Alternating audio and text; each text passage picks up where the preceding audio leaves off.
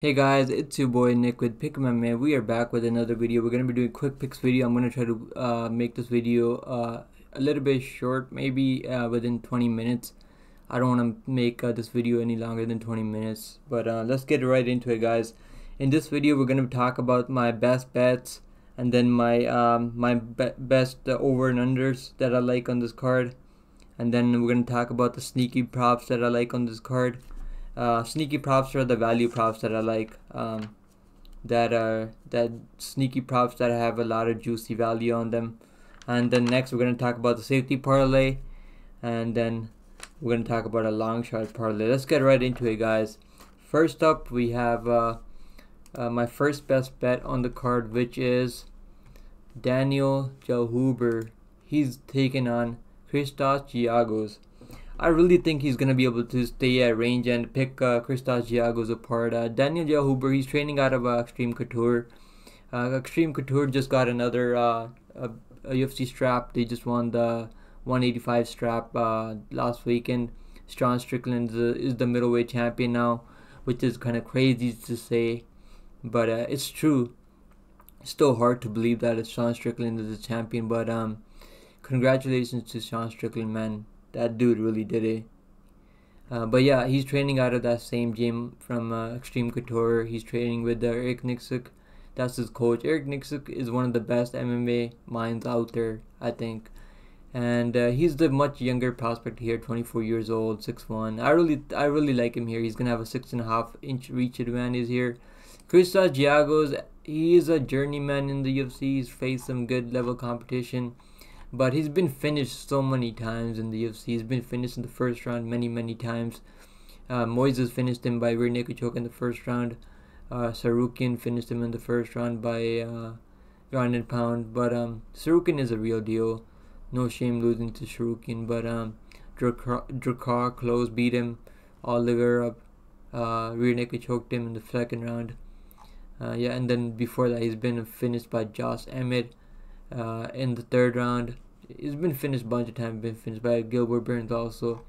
He's taken a lot of L's with some high level fighters, but it's not that he's just taken L's. He's been finished in most of his losses. He's been finished 4 of his losses, and I just don't like to see that. He's getting there. He's getting up there in age now. Hasn't been too active lately.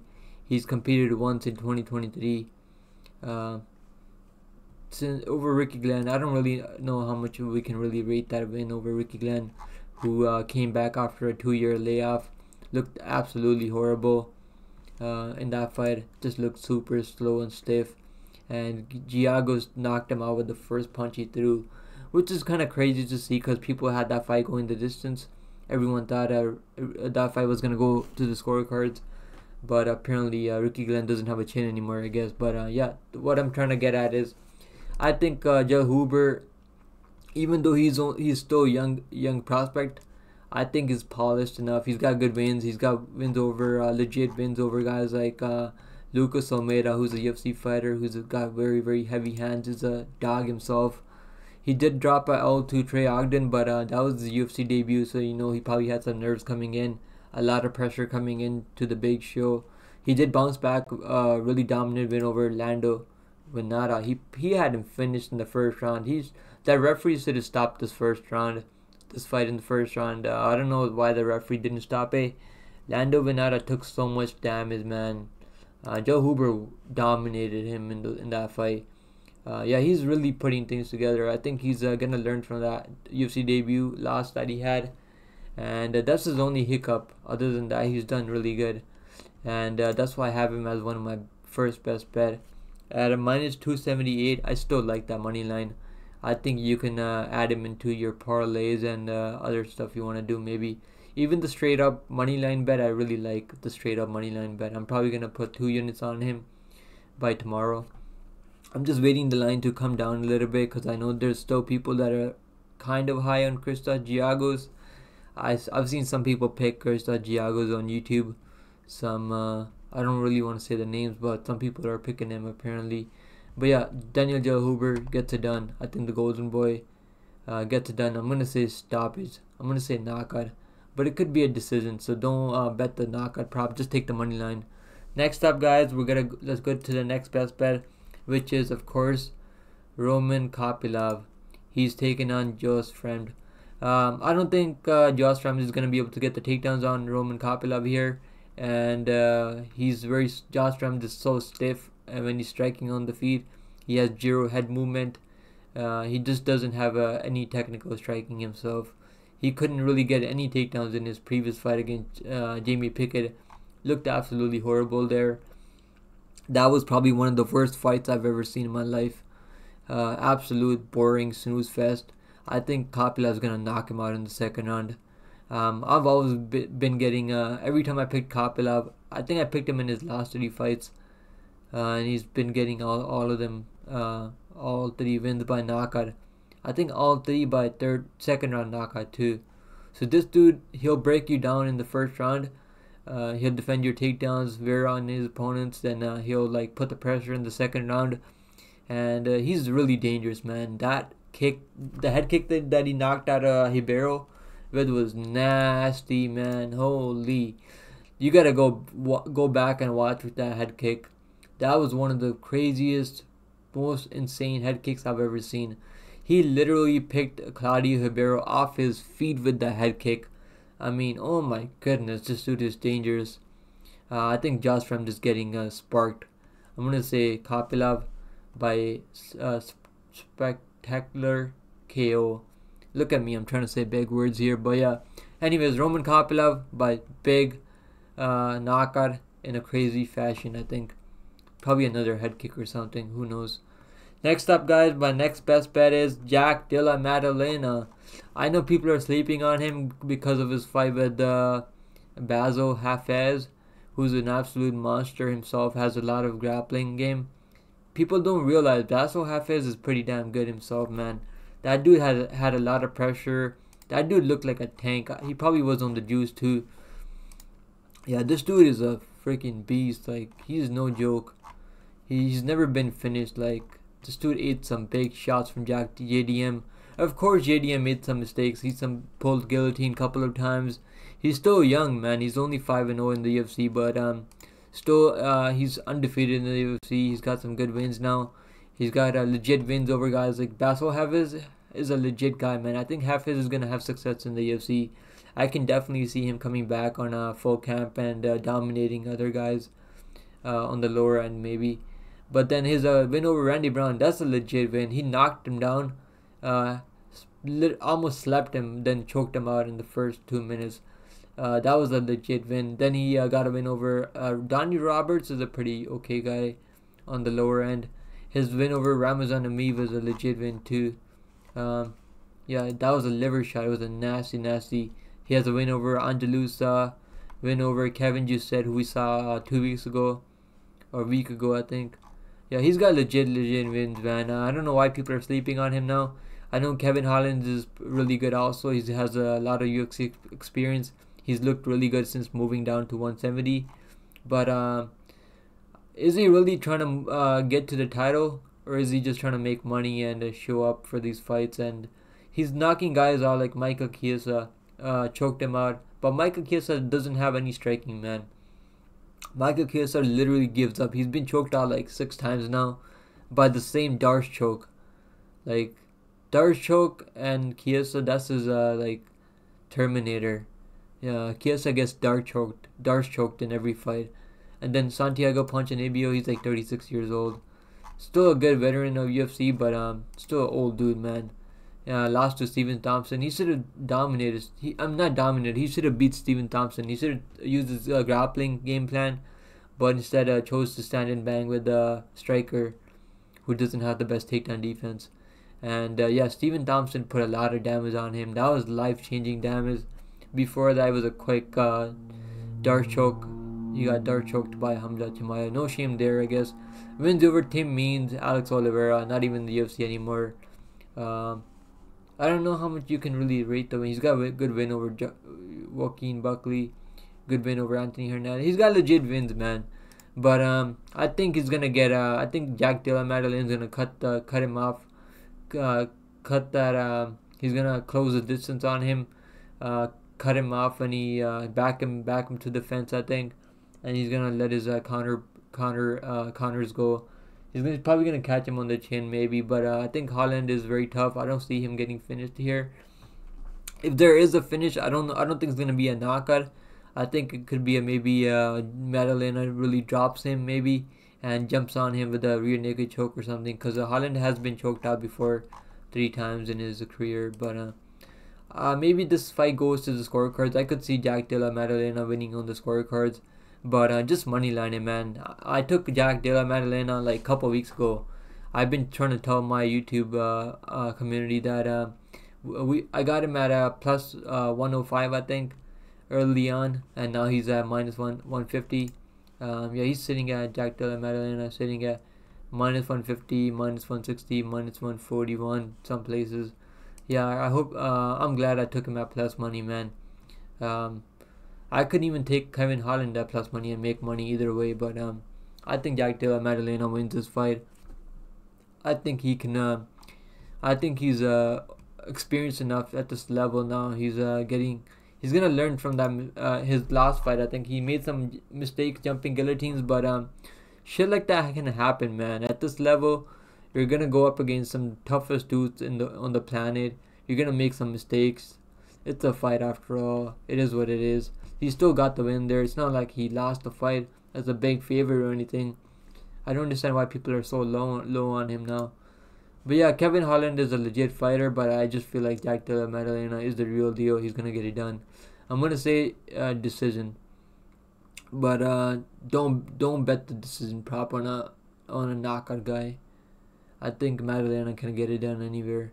Next up, guys, my next best bet, which is my last best bet, is no one other than the flyweight champion Alexa Grasso. Guys, I really think Alexa Grasso is gonna win this fight. I'm shocked that how many people are picking Valentina Shevchenko. It does make sense why people are picking her, because she was such a dominant champion back in the day. But look, if you look into her record, it's not like she's beating really top girls. Like even that win over Taila Santos, that could have gone either way. I thought Taila Santos did enough to win there, but the judges gave it to her, I guess. The win over Lauren Murphy. Lauren Murphy is not that good, we know. Win over Jessica Andrade, not that good, we know now. Jessica Andrade is not that lady. The win over Jennifer Maia, not that good, in my opinion. 500 fighter. Win over Caitlin Chukagian, not that good. Joanna Jędrzejczyk, that's probably her best win. And then win over Juliana Pena. Probably those are probably her best 2 wins, I think. I think Valentina, she's 35 years old now. I don't know if she's in her prime anymore. She looked really slow in her last 2 fights. On the feet, she doesn't really seem to have any power in her hands anymore. She's not really fast anymore. She's not moving out of the counters. She's getting hit a lot more. In that first round with Alexa Grasso, had her stunned a couple of times in the first round. Then she almost got her to the ground too at the end. But then Shevchenko, being the former champion, or champion that she is, she was able to make some adjustments mid-fight and change her game plan to a wrestling-heavy game plan. So she's a good high-level fighter. I'm not sleeping on Valentina Shevchenko here. I just feel like her time is done. She had a long run. She's done everything she wanted to do. She's made a lot of money. I just feel like Grasso is going to be way more hungry. She's going to be looking to make a name for herself now. Valentina's already done everything she wanted to do in the sport, I think. She's already had a long career. 36 years old almost. Yeah, I think I like Alexa Grasso here at plus money, plus 150. I'll take another dog shot here as one of my best bets. Next up, guys, we're going to move down to the over and unders now. The first over under I like is in Shirez versus a Lacerda fight. Both of these guys are Lacerda is mainly a finisher, be finished guy, killer be killed fighter. Shirez is almost kind of like that too. He's willing to brawl in the pocket. He's willing to let the dog out. He's really tough though. That's why I like Shirez. That's why I picked Shirez to win this fight. But Lacerda is dangerous too, man. Both these guys are gonna bring it, and I don't think Lacerda has the gas tank to go past the first 7 minutes. I think either guy can get a finish here within the 7.5 minute mile. That's why I like the under 1.5 at -210. I think maybe you can throw this in a 2-leg parlay or something. And next up, guys, the next over, I like the next fight. I like the over 1.5 rounds. This is in the fight between Padilla and Kyle Nelson. I know Padilla is a very dangerous dude. He finished Julian Erosa in the first round by knockout, but I think that was more on Julian Erosa.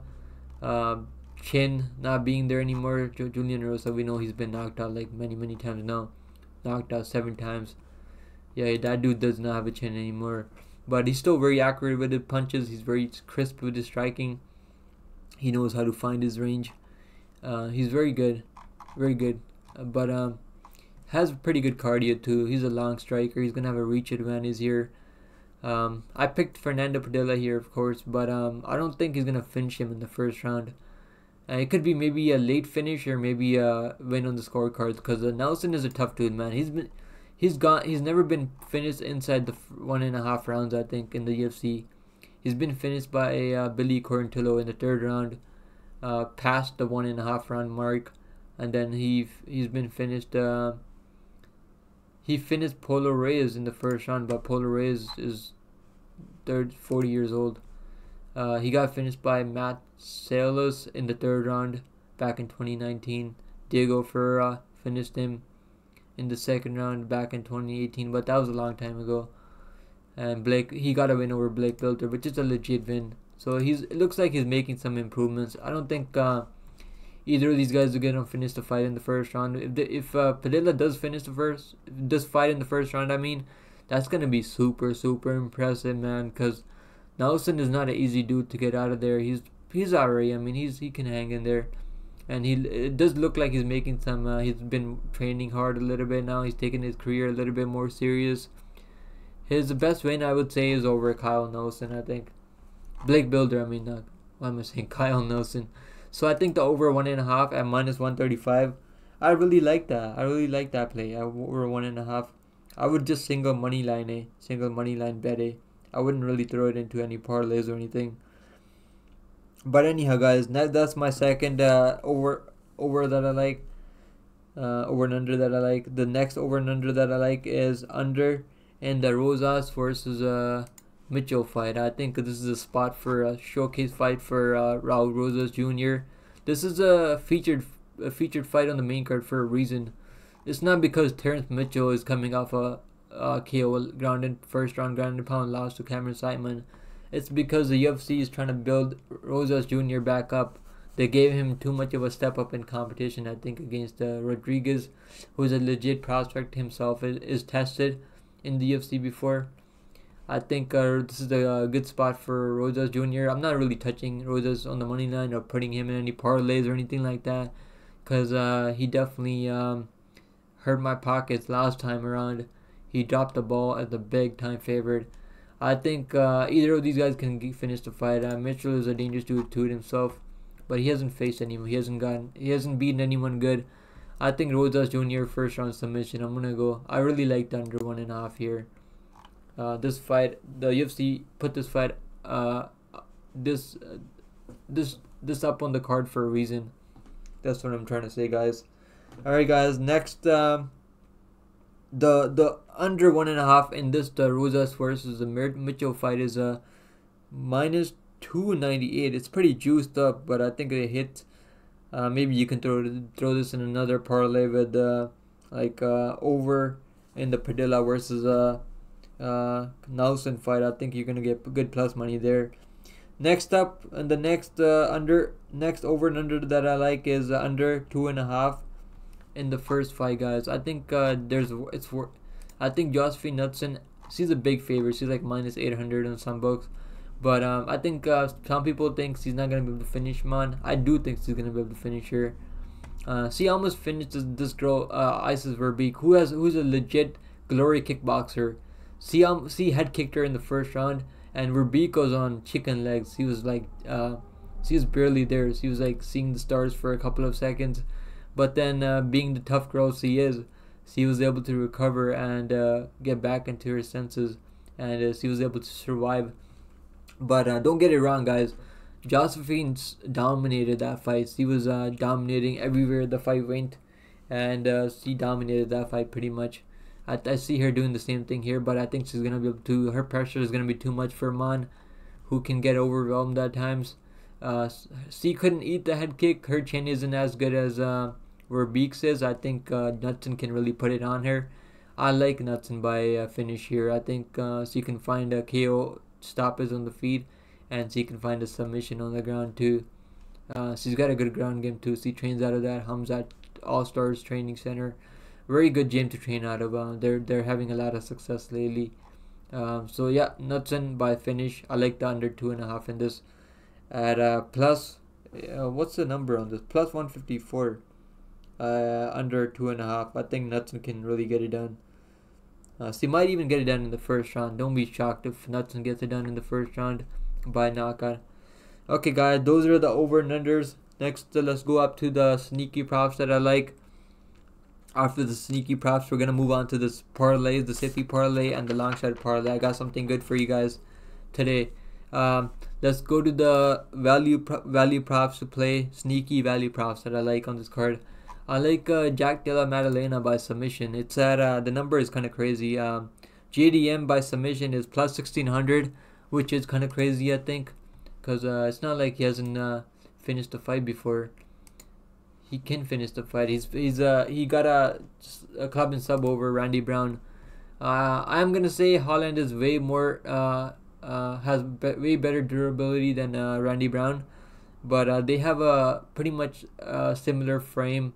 They fight a little bit similar. Also, Holland uses that Philly self when he's moving back, when he's getting pressured back, and I think JDM is gonna have opportunity to land some big counters on him and maybe drop him and then jump on him with the submission. At plus 1600, it's definitely worth playing, I think. Next up, guys, we have the next prop that I like. Value prop that I like is it's probably not a value prop. You're probably still gonna get money on it, but it's in the fight in Kopylov versus Josh Fremd. I like Roman Kopylov to win by round 2 knockout. I really think he's gonna get it done by round 2.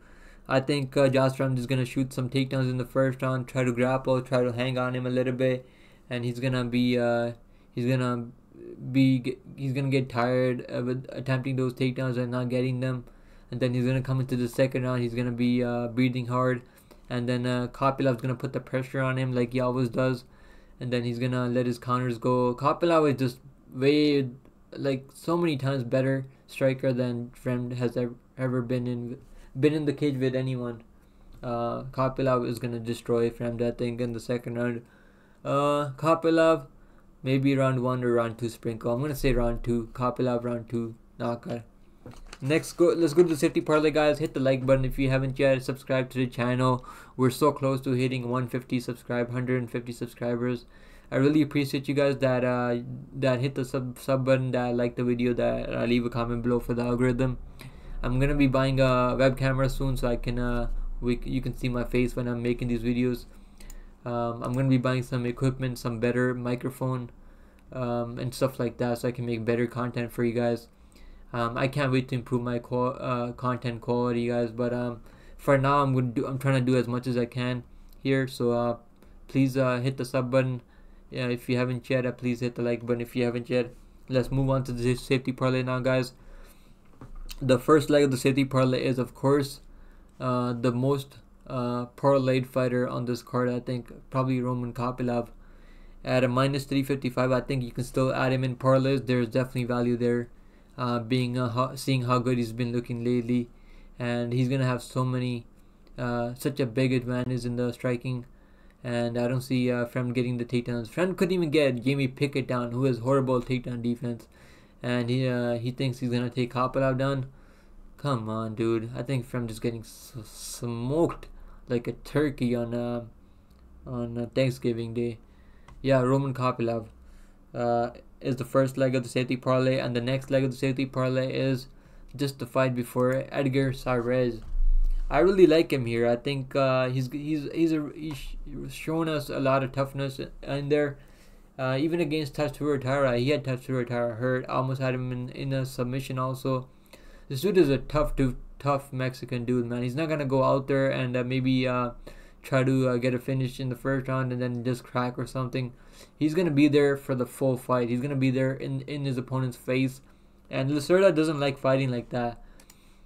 Lacerda doesn't like when you pressure him. He gets tired on the back foot and he cracks too easily. Lacerda, he's been finished in his last 4 losses by knockout, ground and pound, by knee bar submission from the second hand, the Figueiredo.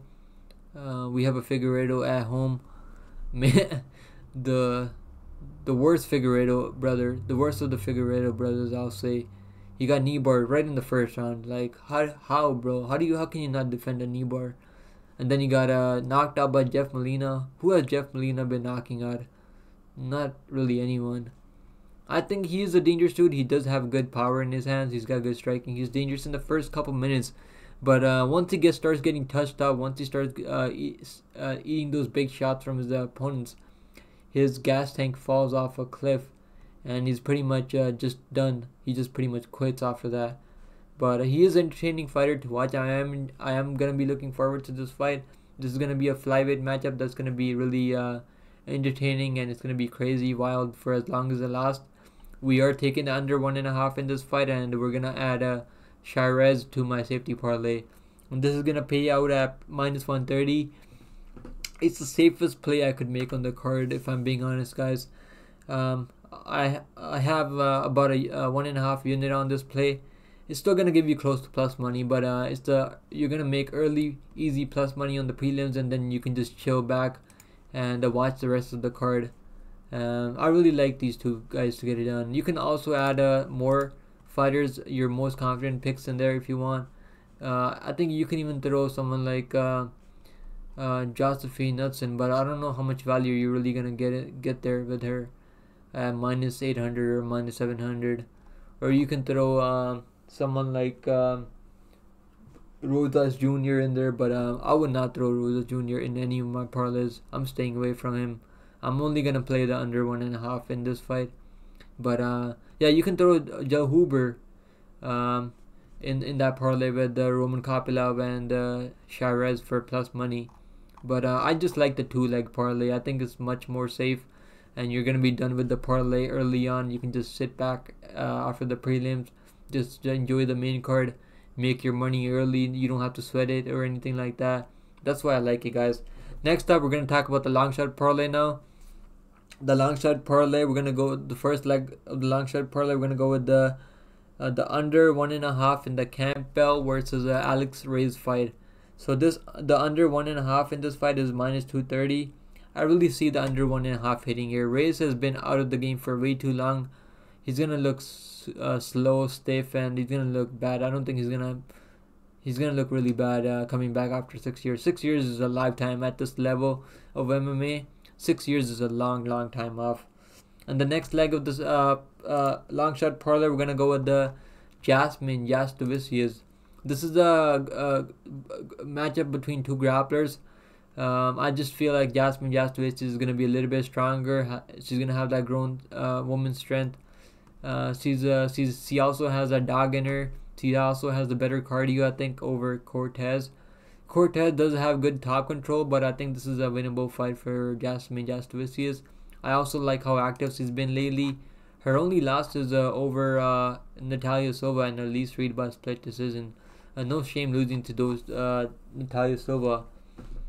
Natalia Silva is a very proven, legit prospect herself. I think because she's a top 5 fighter herself. If they let Natalia Silva prove herself against a top 5 girl next. But yeah, she's got some good wins. I really like what I see from Jasmine Jastovicius. So the next leg of our leg on their long shot parlay is the over 1.5 in the JDM versus Holland fight. It's at -175. I like this. I think both guys are very tough. I think we're gonna go to the scorecards if I'm being honest, because both guys are very tough. They have never been flash knocked out, I think. So I think we could go to the scorecards here. Um, but yeah, both guys are very tough. I think we will definitely hit the over 1.5. I'm pretty sure about it. Um, I feel good about the over 1.5 in this fight.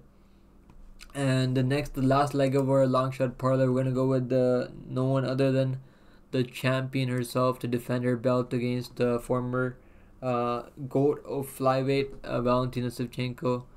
We're gonna take the plus 150 and make a big long shot parlay with 4 legs to pay out at plus 1,038.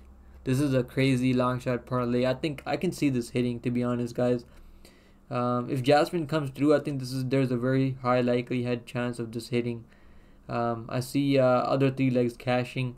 Jasmine is the only leg that worries me a little bit, because Cortez has shown that she's a scrappy fighter herself. She's got good wins in the UFC. She's undefeated. But if Jasmine comes through, I'll feel really good about this long shot parlay. Once again, guys, I'm gonna go do a recap quickly.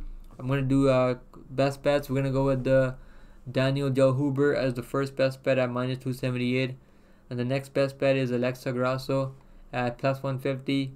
Next best bet is Roman Kopylov at minus 355, and the last best bet is Jack Della Maddalena at minus 150, minus 148 now.